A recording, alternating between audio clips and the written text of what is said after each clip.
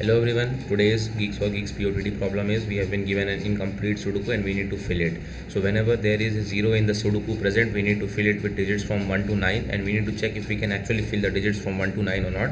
In case we can fill this digit, in case we can fill this blank space with digits from 1 to 9, we will simply call the further recursion calls from that grid itself, and in case any of the recursion calls return true, we will simply return true, otherwise we will simply backtrack. So this is we have tried to do in the coding section.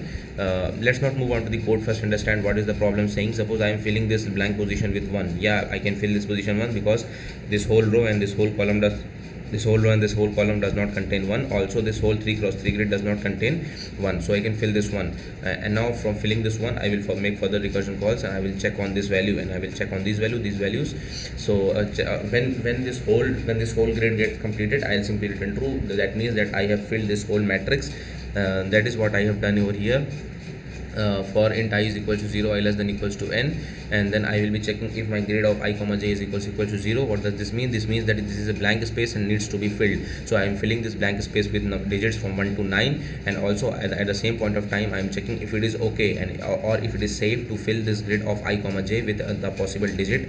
And if in case this function returns 2, I will simply fill the grid of I comma j with possible number or possible digit, and I will make further recursion calls, bool next possible recursion calls from solve Sudoku grid. And in case my next recursion call returns true or any of the recursion call returns true, I'll simply return true. However, if the next possible recursion call is returning false value, we will simply backtrack and we will put grid of I comma j equals to 0. Now suppose at any recursion call I have run this whole for loop from 1 to 9 and did not find any recursion call. So what I will do, I will simply return false because I am not able to fill any color in the grid. Now what this function is doing, this function is simply printing the values. Also the main important function left till now is this OK function. Now what this OK function is doing, this OK function is checking if the digit number is possible to fill at the grid of x comma y location or not. To check this whether it is possible to fill or not, we will simply traverse on the whole row and on the whole column, and we will check if any of the row element contains num or not, or if any of the row column elements contain num or not. If in case they contain the value num, we will simply return false, like for int I is equal to 0, I less than equals to n, I plus plus.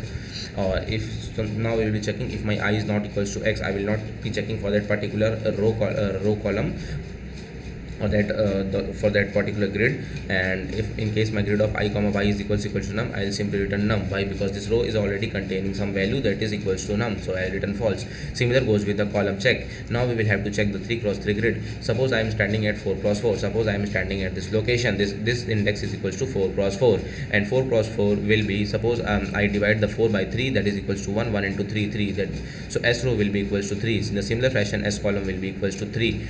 Now so I will be starting for loop for this whole 3 cross 3 grid check. I will be checking this whole 3 cross 3 grid starting from s row and s column. S row and s column is equals to 3. So I will be checking from here and going till s row plus 2 and going till s column plus 2.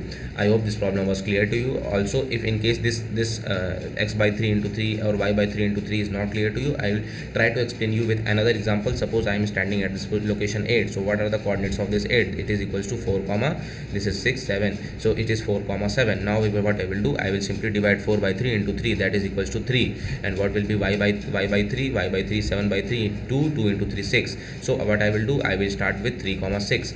3 comma 6 is this location. I will be starting from this. I will be checking this whole 3 cross 3 grid using this for loop, using these nested for loops. Also, if in case the 3 cross 3 grid contains the grid of I comma j equals to num, I will simply return false because the 3 cross 3 grid already contains that value beforehand, so I will return false. And if in case none of these checks return false, I will simply return true. Why? Because it is safe and possible to fill that digit in that particular grid of x comma y location. I hope this problem was clear to you. If in case you got to know about something in this problem, please hit the like button. Also subscribe my channel and hit the bell icon so that you can get any further notifications from my future videos. Thank you.